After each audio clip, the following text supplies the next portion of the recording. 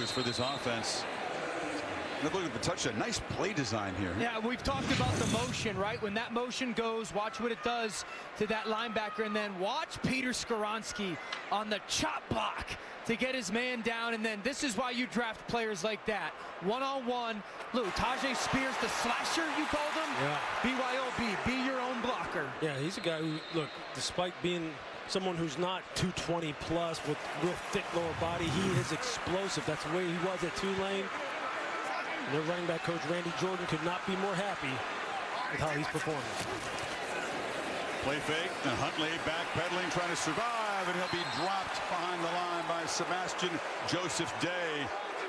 And it's a big loss. Miami way behind the sticks now. Laura? Chris, this Miami defense will be without one of their most important players for the rest of this game. Jalen Phillips, you see him there heading to the locker room. He's officially out of this game with a knee injury. You can see on his right knee that brace that's underneath his pants. He has been trying to play through a lot of this pain tonight, and it finally just got to the point where he couldn't do it anymore. Second and 20 here. Pitch to the edge, Hill. Penned in.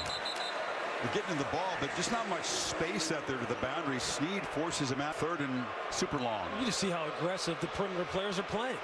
As soon as the ball declares that it's going outside, these guys are screaming at the line of scrimmage.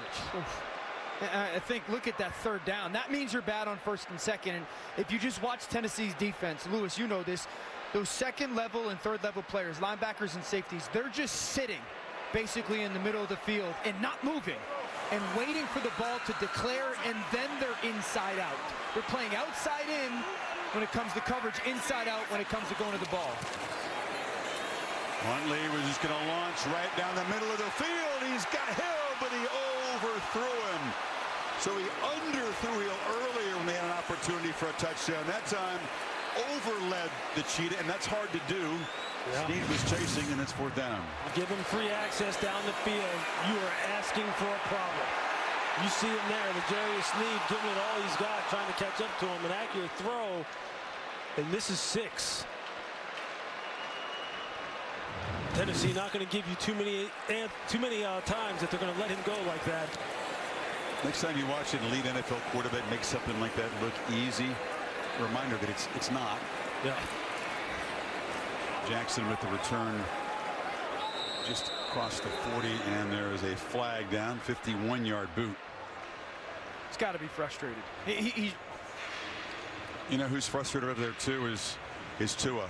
Oh, no doubt. Clearly unable to go, but he really, even in this condition, feels like he's unable to help his teammates, that he's letting him down. This is what's in his head.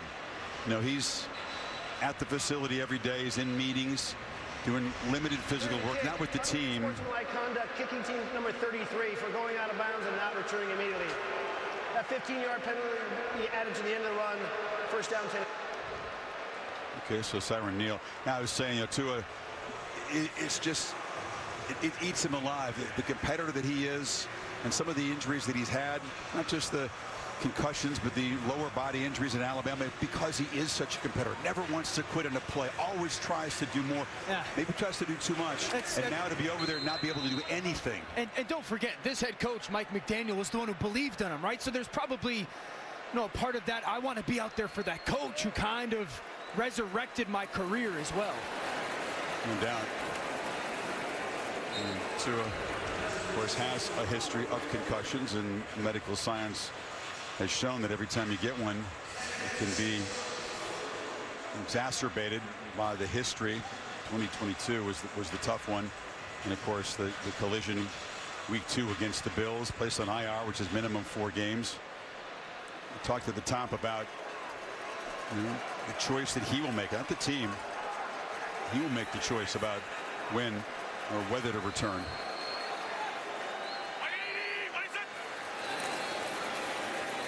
Pollard, a still crease in the Miami defense, starting to get gashed here. You finally got him down. Laura? Well, Chris, you're talking about Tua Tagovailoa, and he has been around the facility every day. As you mentioned, Calais Campbell telling me, I've had some great conversations with him over the last couple weeks. We're so glad he's around. He seems like himself. He's smiling, talking to everyone, joking. He's really an amazing person, Campbell said. On the human level, I'm so thankful to see that and to see him being him.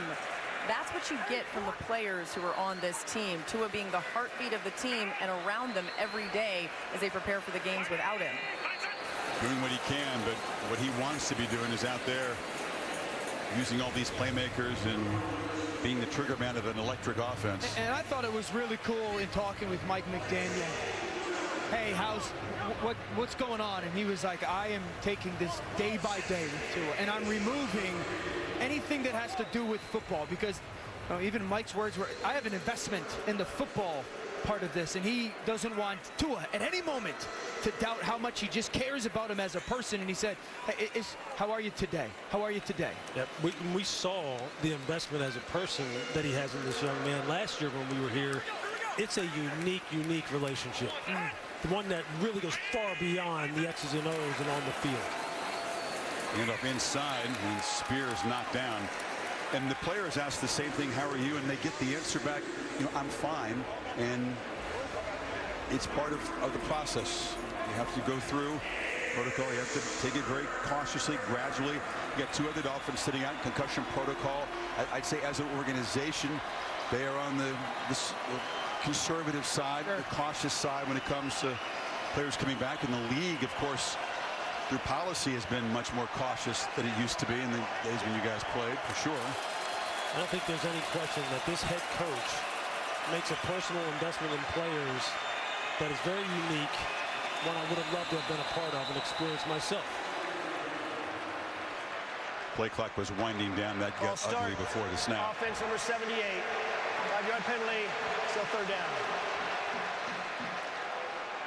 And you see there Tua on the bench. You see Chris Greer, the general manager. I got the chance to talk with him a little bit down the field before the game, and he said to me, he said, look, you can bring all the analytics in, you can bring all of the information in, the objective data in, because this game is still about relationships. Yeah. And that's something that we emphasize here. And right now it's playing itself out in terms of their relationship with that guy right there on the bench, Tua Tagovailoa. Third down. Spears dropped for a short loss. Chris sharing that Tua is around every day, staying involved, does some physical stuff, and it's an injury unlike any other. Yeah. A head injury. There's reason to be cautious. There's people out there, you hear a breadth of opinions. Everybody telling this guy what he should do, what he shouldn't do. And it's Tua's decision that he'll make with his medical professionals and his family. Exactly. And we got to let him do that. Everyone's got to let Tua decide what's best for, in his opinion, with the medical information. Polk back out there has been a long-range kicking machine tonight. MVP of the night. 52, 47, and 51. I just thought, again, I think it's cool, interesting, fascinating that, everyone around the organization, Tua loves being at the building. Tua loves being around the team. Tua asked to travel out to Seattle. They mentioned stress, not trying to put stress on him in any way. And kind of in his words, some of the stress being taken away just by being around the team. You can see it on his face and in his body language right there. He wishes he was out there helping his guys. I mean, you can almost put yourself in his shoes and just almost this daydream about what he's thinking right now. Like, how could I be helping this football team? Sure. And I'll tell you what, look, you identify so much as a player, and having played on this level, and Dan, I know you know this too, having been on this level. This is your team. Those are his colors right there. No The doubt. Miami Dolphins. And that's why this is really very personal for him, and it's all about him. It isn't about us, what we think, or anyone else. It's up to him. You come back and you wonder, is he capable of playing more cautiously, of giving up at a play when that's the prudent, correct thing to do? It does go against his nature. It was a 3-touchdown game against Buffalo when he dove, and would have had the first down, by the way, had he slid, but he went in head first and sidelined again. Tonight's Total Replay brought to you by Taco Bell. It's been some missed opportunities. You know, you got Tyreek running what we call a pylon. Just throw it to that back pylon if you're Tyler Huntley. Underthrows it, and then the go route at the top. Rare situation you're going to beat Snead if he throws that out front. Probably a touchdown, and then on this most recent drive, throw it as far as you can. He does, and it's just out those outstretched arms of Tyreek Hill, and you see the frustration by Tyreek Hill in this offense. And to Jalen Wright. Do you just continue to call downfield shots? The best. You need 2 touchdowns. I think in this so. game. You're going to have to get 2 touchdowns. It doesn't appear the running game is going to produce 2 long touchdown drives. I hate to sound like a broken record, No, but I'm going to sound like one. The passes that they have completed down the field with the air yards traveling over 5, 6, 7 yards have been between the numbers and the hash, and they don't want to keep calling them. They keep throwing the ball everywhere else. The pitch to the outside. Making the catch is Malik Washington, the rookie. Short gain. And 15 minutes to play as Tennessee, looking for that first victory of the season. Had to come from behind last year to win here. Now protecting a 13-point lead.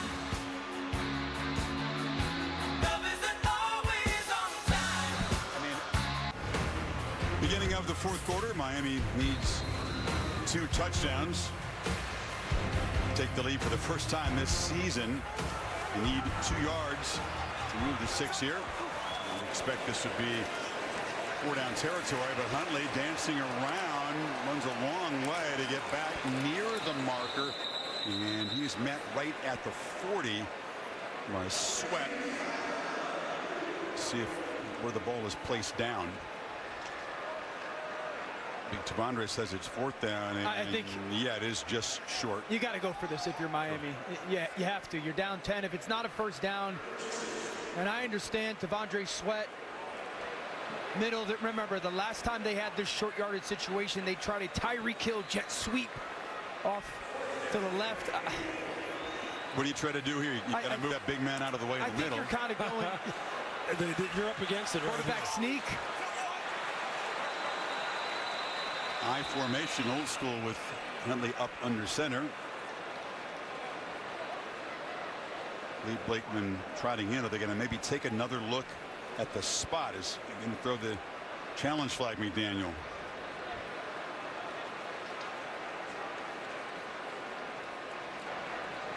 Miami is challenging the rule in the field, but the ball is short of the line to gain. So Blakeman will take a look, along with replay official Chad Adams. Ball had to get right to the 40-yard line. Let's see where the nose of it was when Huntley, who was forward progress, was stopped. You see enough to overturn it? We'll find out when you come back. Successful. The spot was a good one, and so the Dolphins face this 4th down play to keep hopes alive of a comeback here, down 13. Out of the shotgun, handoff, and going nowhere is Achane. Didn't want to test the middle, and the defense of Denard Wilson comes up with another big stop. It was James Lynch, and that kind of night for Mike McDaniel in this Dolphins offense. What can you call? Yeah, I mean, you're just going to see the corner, Jarvis Brownlee, come in here off the edge, and you're going to see them set the hard edge. They're going to look. You're going to have to turn that ball north and south. You're not getting out here where you can use your speed. And there you see Brownlee, Ernest Jones. You see them all. That's a great play by Brownlee, I mean, man. 97 James Lynch. I mean, they all, like, they game plan for this. I mean, they told us this is what they're going to do. This is what they do, and we have to answer. And they are answering tonight.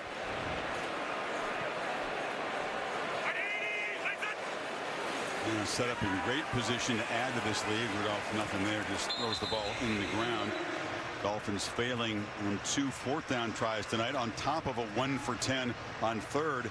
84 total yards. During the 3rd quarter, they're in 12 plays, 7 yards. The 1 first down they got was thanks to a defensive holding penalty, and things have not improved early in the 4th. Yeah, it is. If you told me an offense had Tyreek Hill, Jalen Waddle, Devon Achane, and Jalen Wright, I'd sit there and go, they're going to be okay. I understand Teron Armstead, their elite left tackles not playing tonight, but it is a little bit of an ode to Tennessee's defense as well. Spears, thought he could get the edge. Flag comes out as Agba made the tackle. Yeah, just trying to reach out, trying to not let Tajay get to the perimeter. With Agba and this Miami Dolphins defensive line. Grabbing the face mask, defense number 91. 15-yard penalty from the end of the run. First down, Tennessee.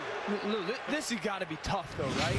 I mean, just as a defense, that's an effort thing. Of course. They're watching a unit offensively really struggle. Look, there's nothing sinister about it. There's nothing intentional about it. You're just trying to get the ball carrier down because you know if he gets outside the guardrails there, it could be out the gate. I would like to see Tennessee, look, just close this game out. Run behind your big left side that has really dominated when you've called on them at capturing the line of scrimmage. Jumbo formation. Spears. Quick little cut for darting forward for a couple of yards. Frustration just building. Team that really escaped in the opening game against Jacksonville.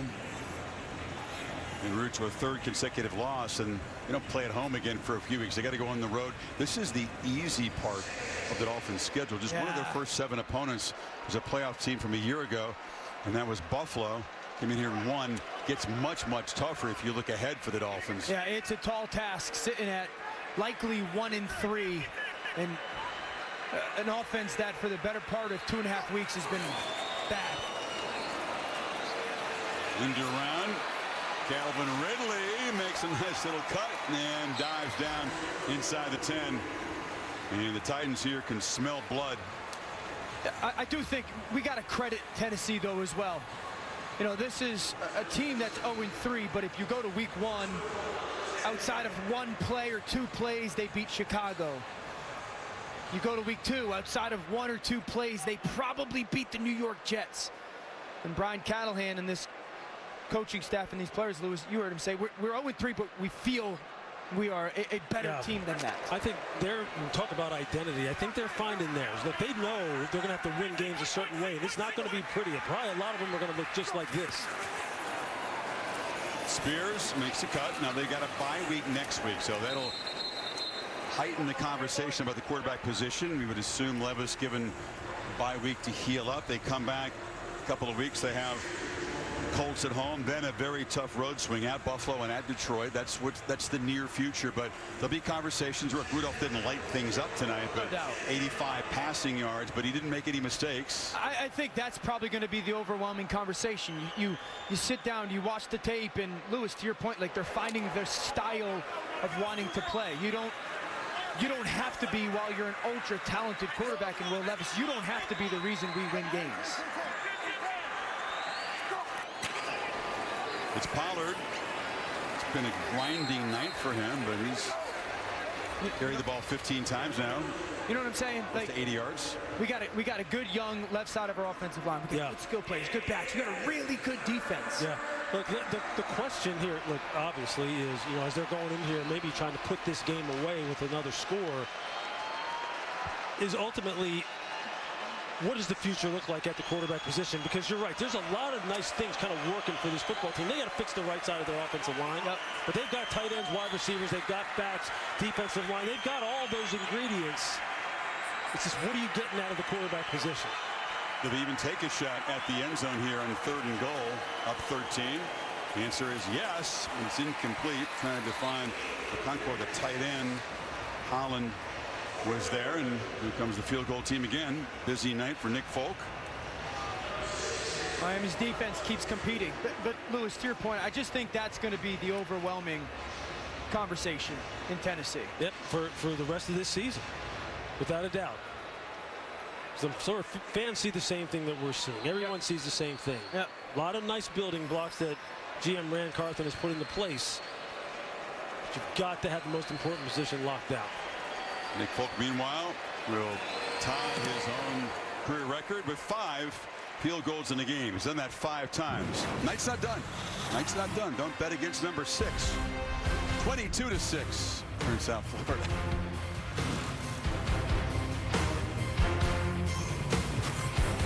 Dolphins.com/crucial catch. Find your local cancer screening resources. The V Foundation, the Dolphins Cancer Challenge, and the Sylvester Comprehensive Cancer Center collaborating on a 10-year, $30 million commitment, the largest partnership in V Foundation's history. Funds will also benefit the Stuart Scott Memorial Cancer Research Fund. 16-point game, 10:45 to go. Let's check in with Scott Van Pelt. Scott, what do you have for us? Well, Chris, going back and forth in Detroit, Seattle took the ball coming out of the locker room for the second half. It's a 75-yard drive, and A.J. Barner, rookie out of Michigan, a first touchdown, but in a blur. Detroit, how about this? A little Detroit special.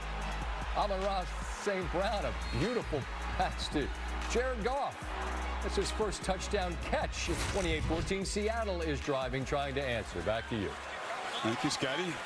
And those of you who are hardcore Tennessee Titan fans or devotees of defensive football, welcome back. Tyreek Hill over the middle.